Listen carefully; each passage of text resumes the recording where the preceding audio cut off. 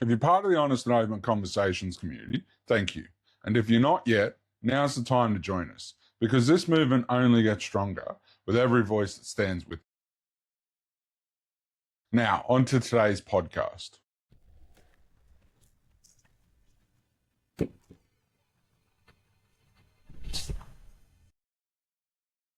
Most people don't have opinions, they have programming. And that's not an insult. That's how humans work. You think you're thinking for yourself, but that thought was planted long before you even noticed it. You're repeating what you've been shown, what you've been told, what you've been fed, over and over again. Because what you see repeatedly becomes what you believe. So when you watch the same narratives, the same relationship dynamics, the same political takes, the same outrage cycles, you don't just observe them, you absorb them. And after a while, you stop questioning it. You start defending it. So let me ask you something honestly. How many of your opinions are actually yours?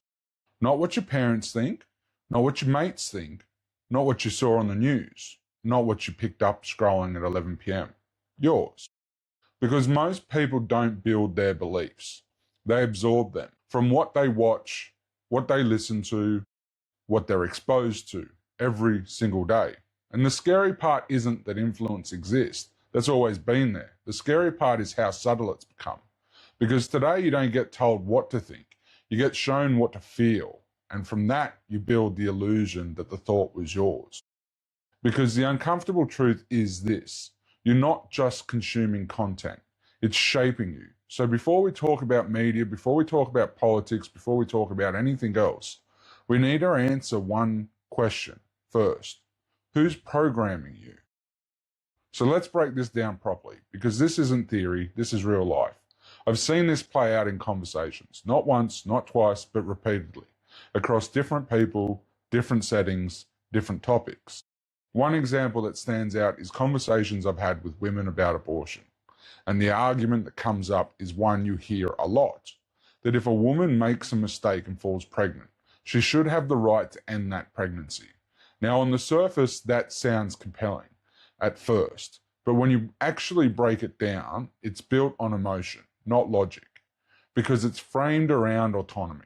The idea that one moment, one decision shouldn't define the rest of someone's life. And that framing matters because it didn't appear randomly. It's been built over time, reinforced, repeated. You've even seen it reflected in academic discussions around reproductive autonomy, where control over reproduction is linked to freedom, identity, and full participation in society. So this isn't just a random opinion, it's a structured argument. But here's where it gets interesting. When you try to go deeper, not to shut it down, not to attack it, but to actually test it, to ask why. Where does the line sit? What are the limits? What are the consequences? That's where the conversation often changes. Instead of expanding, it collapses. And I've seen that pattern more than once, not just on this issue, on a lot of issues. Instead of breaking the argument down, instead of exploring the reasoning, you start getting responses like, "You wouldn't understand, you're a man," or short, emotional loaded phrases like, "my body, my choice." And that's the moment something becomes very clear. There's a difference between a belief you've built and a belief you've absorbed. A belief you've built, you can explain, you can defend, you can challenge it yourself and refine it. A belief you've absorbed often doesn't go that deep, not because the person isn't intelligent, but because they've never had to construct it from the ground up. They've inherited it. Now this doesn't just happen in politics, it happens in religion too. You'll hear people say, "This is wrong because the Bible says so." Now, if you already believe in the Bible, that might be enough for you. But if you're speaking to someone who doesn't, that argument goes nowhere. There's no shared foundation, no common ground. And this is where communication breaks down completely. Because if your entire argument relies on a source the other person doesn't accept, you're not actually building a case. You're just restating your belief. And repeating a belief is not the same thing as proving it. It's like trying to convince someone something is real because a fictional character told you it was. Like saying mermaids exist because Ariel from The Little Mermaid said so. If the other person doesn't accept the source, there's nowhere for that conversation to go. Now, that doesn't mean the belief itself is wrong. It means the explanation isn't strong enough to stand on its own. And that's the difference between a belief you've built and a belief you've inherited. And this isn't about intelligence. Smart people fall into this just as easily, sometimes more so, because this isn't about what you know, it's about what you're exposed to. What you hear repeatedly, what you see reinforced, what you're told is normal over and over again. And that becomes your baseline. And once something feels normal, you stop questioning it. Not because you've proven it's true, but because it feels true. And there's a reason this happens. So if we're going to talk about influence, we need to ground this in psychology, because this isn't guesswork, this is studied behavior. There are well-established personality traits in psychology. One of them is neuroticism. And what that measures is how sensitive someone is to negative emotion, stress, fear, anxiety. Now, across large population studies, women on average score higher in neuroticism than men. That doesn't mean weakness. It means heightened sensitivity to risk, threat, and emotional stimuli, which makes sense biologically. If you're more attuned to danger, you're more likely to prioritize safety, security, and stability. Now think about that in the context of messaging. If you want to influence behavior, what do you target? You target emotion, especially fear, because fear changes behavior faster than logic ever will. And this isn't theoretical.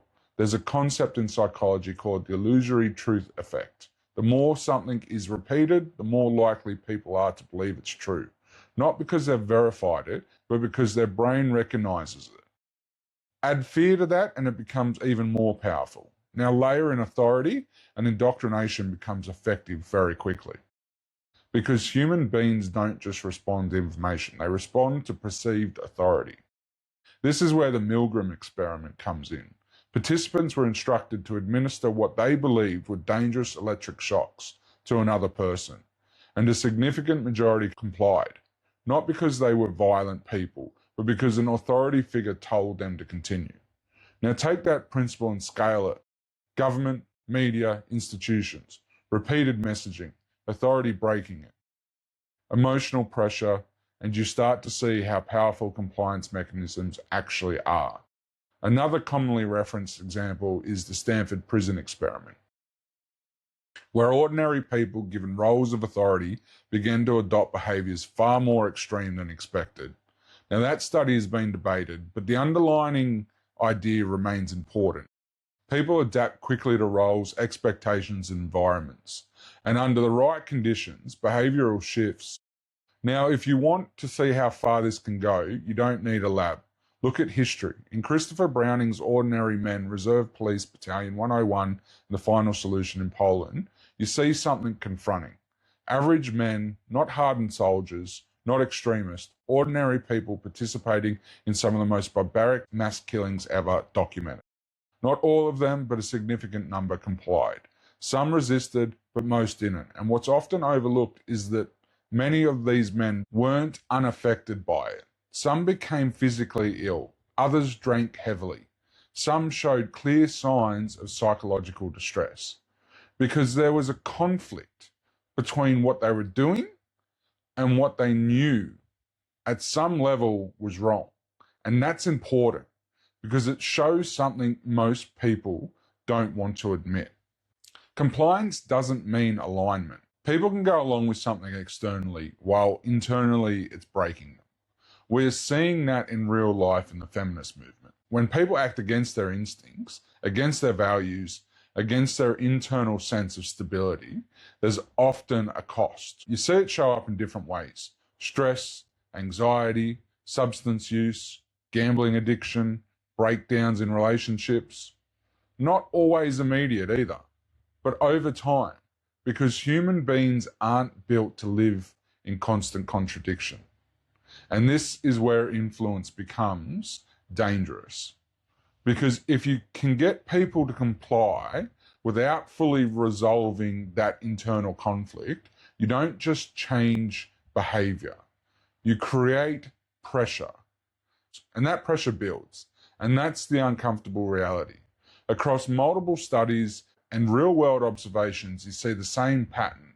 A minority resists, a majority complies, not because they're evil, but because of pressure, authority, repetition, environment.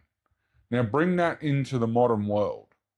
24/7 information, constant exposure, emotionally charged messaging repeated daily, backed by authority, reinforced socially. And people think I came to this conclusion myself.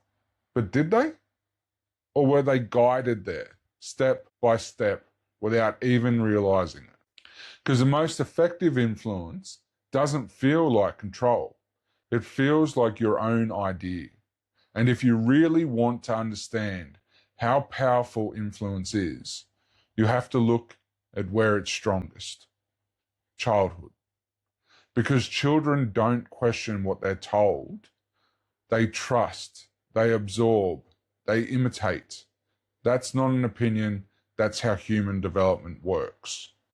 In early childhood, there is very little filtering, very little critical thinking, and what children are exposed to becomes what they accept.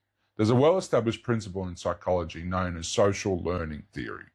Children learn by watching, copying, repeating, not by analyzing, not by challenging, which makes childhood the most powerful window for indoctrination that exists.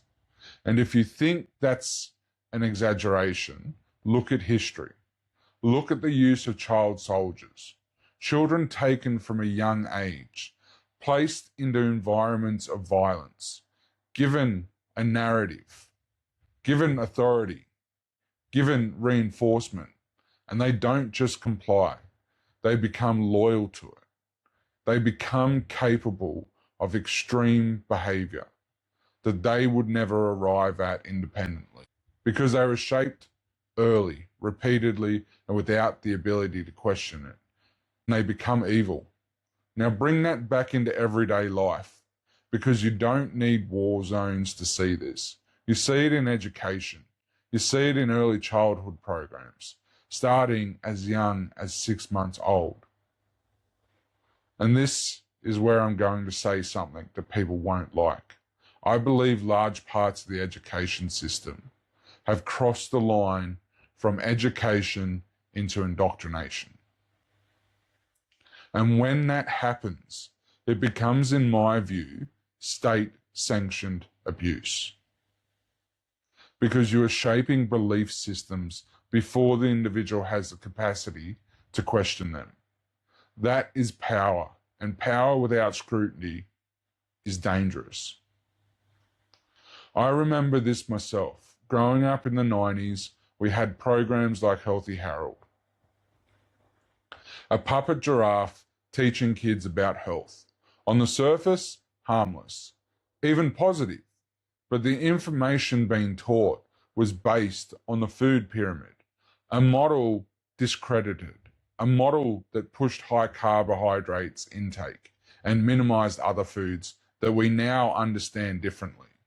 An entire generation of kids taught something as fact that contributed to long-term health consequences. And I'll say this directly.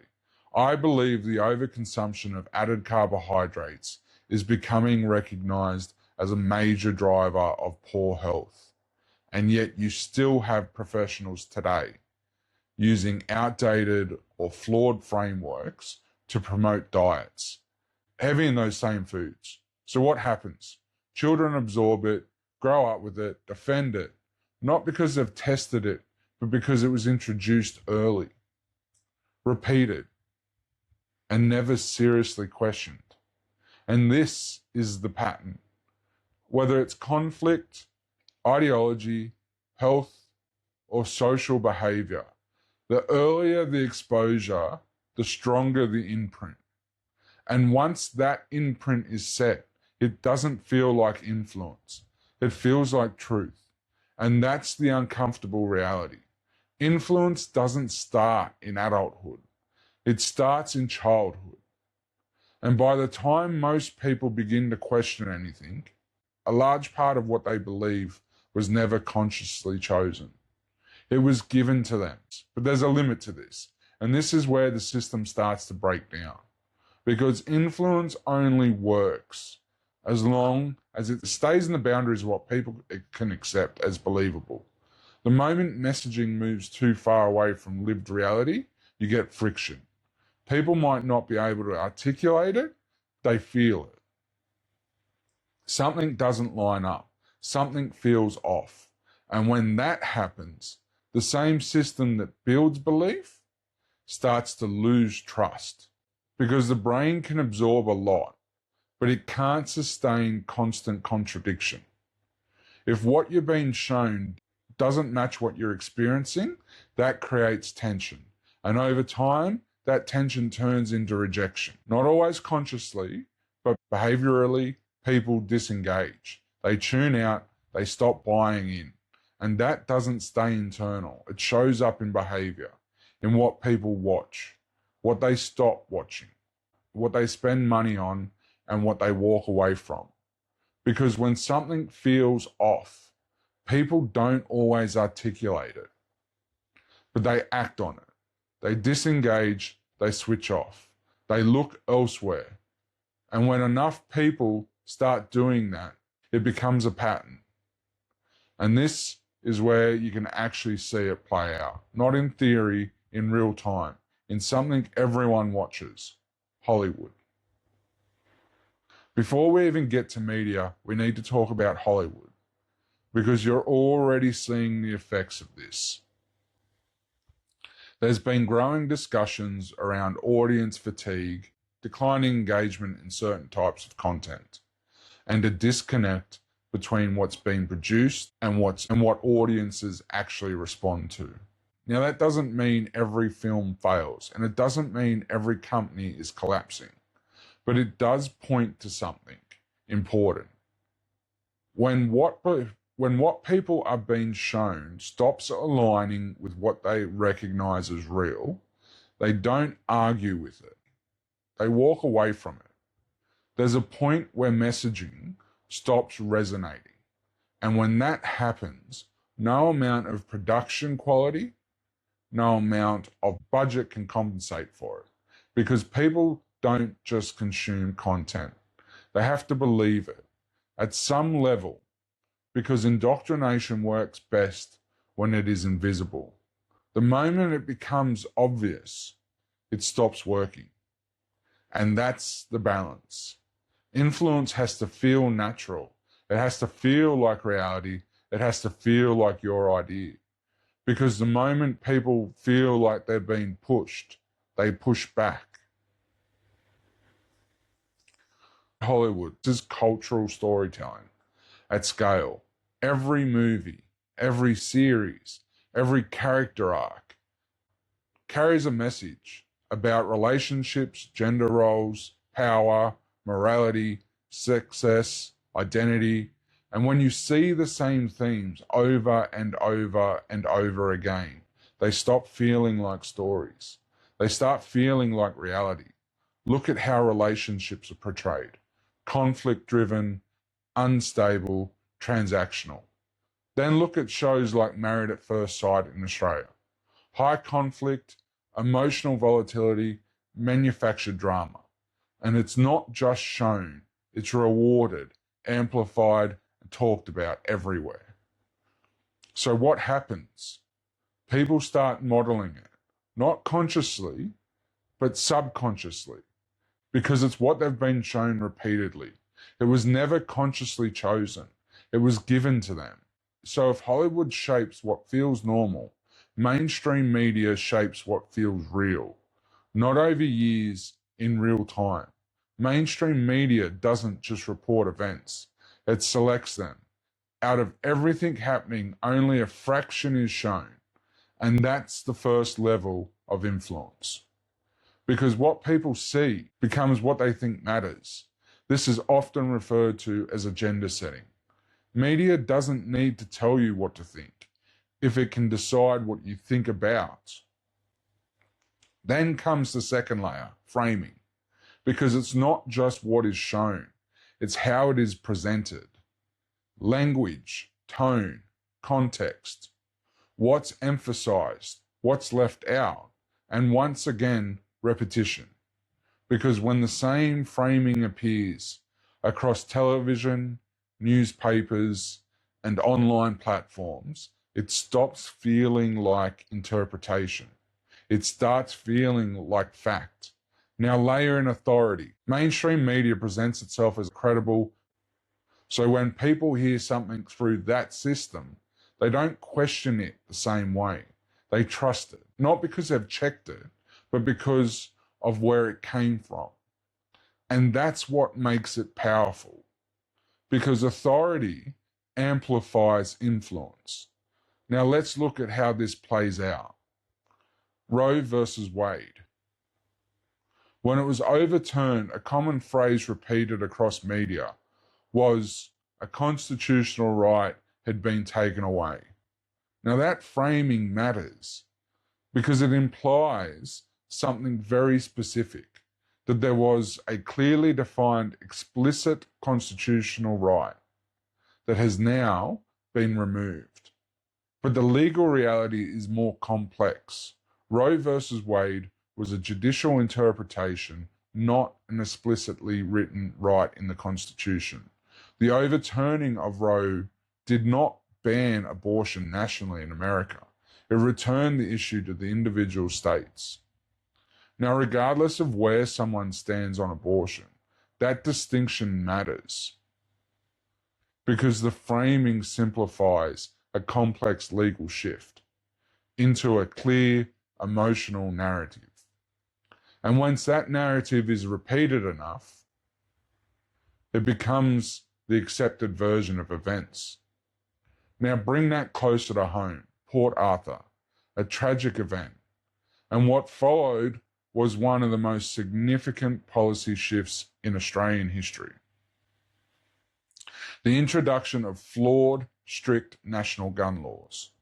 The media coverage was intense, unified, and emotionally charged. The event was framed as a national crisis requiring immediate action with a clear policy direction. And that framing shaped public perception. It created urgency, consensus, acceptance of rapid change, which was never justified. But the mechanism is the same. Emotion, repetition, authority leading to widespread compliance. Now step back. Different countries, different issues, same structure. Select the event, frame the narrative, repeat it consistently. Reinforce it through authority, and over time, that becomes the accepted reality. Not because every detail has been examined, but because the narrative has been internalized. But just like Hollywood, there's a limit. Because if the framing moves too far away from what people experience directly, something starts to break. Trust. People begin to notice inconsistencies, contradictions, and gaps between narrative and reality. And when that happens, they disengage. They stop trusting the source and they start looking elsewhere. And that's the reality of mainstream media. It doesn't just inform, it shapes. It shapes perception in real time through selection, framing, repetition, and authority. And when those align, you don't just see the world, you see it the way it's being presented to you. So if Hollywood shapes what feels normal and media shapes what feels real, then the final question is what happens when both of those systems start reinforcing the same message? And that's where cultural messaging comes in. Because now we're no longer just consuming content, we're being fed it. Algorithms decide what you see, how often you see it, and what gets repeated. And they don't optimize for truth. They optimize for engagement. And what drives engagement? Emotion, anger, outrage, validation. So the system naturally amplifies the most emotionally charged ideas, the most extreme positions, the most psychologically effective content. And over time, that doesn't just influence people, it surrounds them. Now, this is where things shift, because repeated messaging doesn't just shape opinions, it shapes identity, what people believe about themselves, relationships, society, and their place in the world. And once something becomes identity, it becomes protected, not debated, not examined, protected. Because now if you challenge the idea, you're not just challenging a belief, you're challenging the person. And this is where it becomes more than just influence. Because there's a pattern that starts to emerge. Ideas can be debated, tested, refined. But when ideas shift into collective identity, everything changes. Now it's no longer, I think this, it becomes, we are this. And once that shift happens, the idea is no longer just an idea. It becomes tied to belonging, to group identity, to moral positioning. And here's where the risk comes in. If a belief system is framed morally necessary and opposition to it is framed as harmful, dangerous, or a threat, then disagreement doesn't feel like disagreement anymore. It feels like an attack. And once something feels like an attack, people justify defense. Not just verbally, behaviorally. That's the mechanism. Not ideology alone, but the combination of collective identity, moral certainty, and perceived threat. That's what lowers the threshold. Now combine that with everything we've already talked about. Repetition, emotion, authority, social reinforcement, delivered through media, entertainment, and algorithms at scale. And you don't just get strong opinions. You get escalation, because people aren't defending ideas anymore. They're defending identity. And when identity is on the line, people will go much further than they ever would for an idea. It is exactly this reason that collectivists, as we see all around the world, believe violence is an appropriate defense. The best example of this can be seen in the late, great Charlie Kirk's alleged murder. A person allegedly defending trans identity killed Charlie because Charlie dared to voice an opinion that is factually correct. Now look at how behavior itself gets shaped through repeated cultural exposure, music, entertainment, social media. Certain behaviors are glorified, rewarded, normalized, and over time they stop looking extreme. They look standard.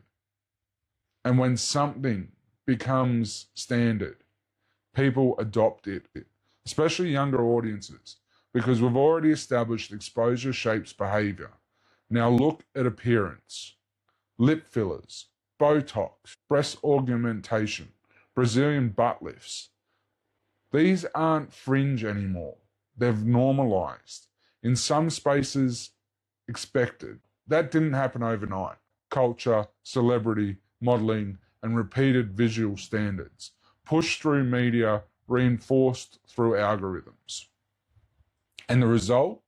People altering their bodies to match a standard that was created externally, not internally, and in many cases, taking real risks to do it. That becomes a reference point.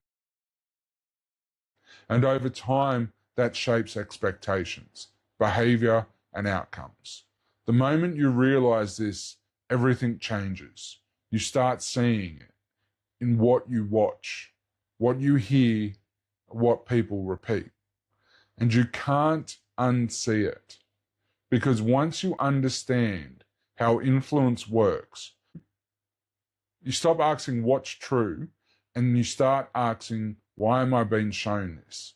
And that question changes everything. And this is why good podcasting matters.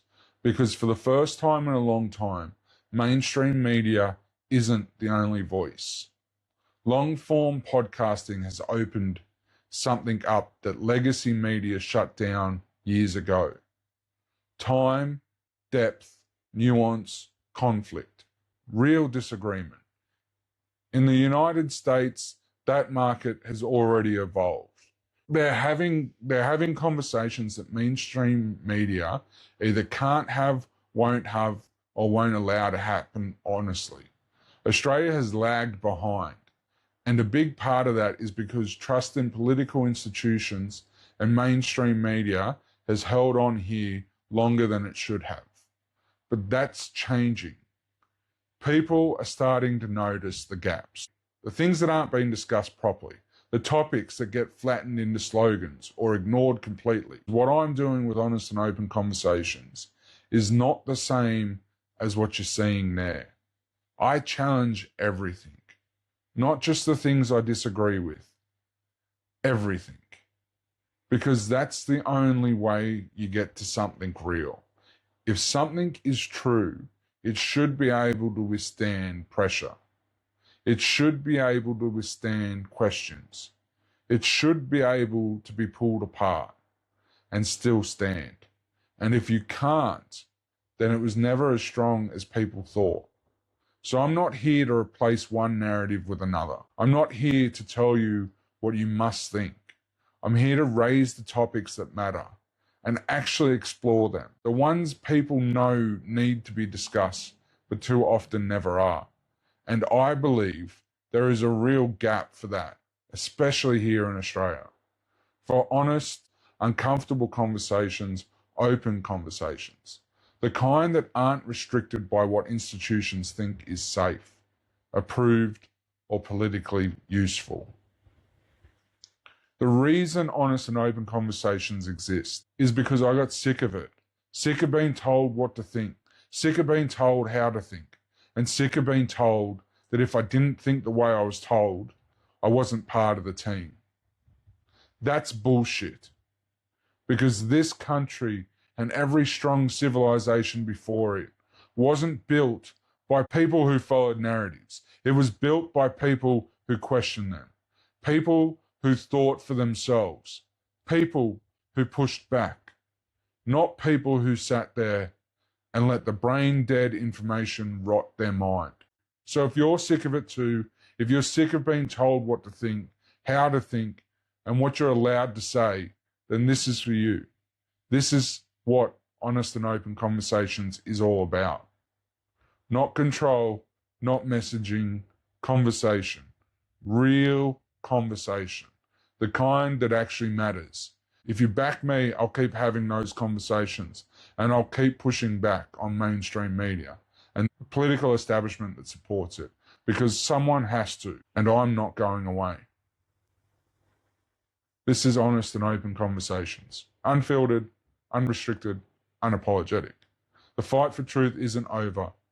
It's just getting started. I want to thank every single one of you, our listeners, our followers, and especially our members. Your support is the reason this show exists. This platform was built for people like you, people who still believe in truth, courage, and in having the hard conversations that matter.